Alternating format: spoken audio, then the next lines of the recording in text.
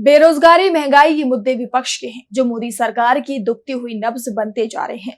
अभी तक तो विपक्षी इन मुद्दों को उठाते हुए नजर आता रहा, लेकिन अब मोदी के मंत्री ही सरकार की इन कमजोरियों को उजागर करने में लगे हुए हैं।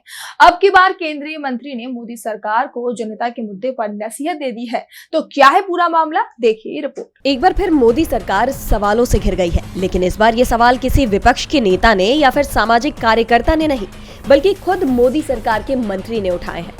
केंद्रीय सड़क परिवहन और राजमार्ग मंत्री नितिन गडकरी ने मोदी सरकार के आत्मनिर्भर भारत को ही सवालों के कटघरे में ला दिया है। दरअसल नितिन गडकरी एक मराठी किताब के विमोचन समारोह में पहुंचे थे। इस दौरान उन्होंने कहा कि अगर ग्रामीण और आदिवासी आबादी के लोग गरीब रहेंगे, बिना रोजगार के रहेंगे और उनकी प्रति व्यक्ति आय कम रहेगी, तो आत्मनिर्भर भारत नहीं बनाया जा सकता।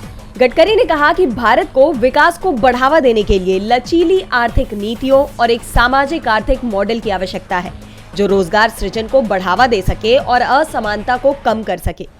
गडकरी ने चीन का उदाहरण देते हुए कहा कि एक चीज जो हम चीन से सीख सकते हैं वो ये है कि समाजवादी, साम्यवादी या पूंजीवादी बनने से पहले हमें एक ऐसी अर्थव्यवस्था बनना चाहिए जो रोजगार पैदा कर सके, गरीबी को दूर कर सके और समाज में आर्थिक और सामाजिक असमानता को कम कर सके।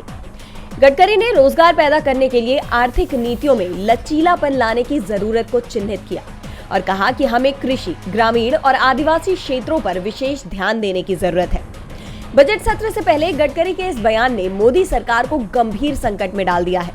एक तरफ किसान बजट सत्र में अपना मुद्दा उठाने की तैयारी में जुटे हुए हैं, आम आदमी लगातार बढ़ती महंगाई से राहत की मांग कर रहा है, तो दूसरी तरफ मोदी सरकार के मंत्री ही देश की आर्थिक स्थिति और सरकार की नीति में कमियों को उजागर करते हुए नजर आ रहे हैं।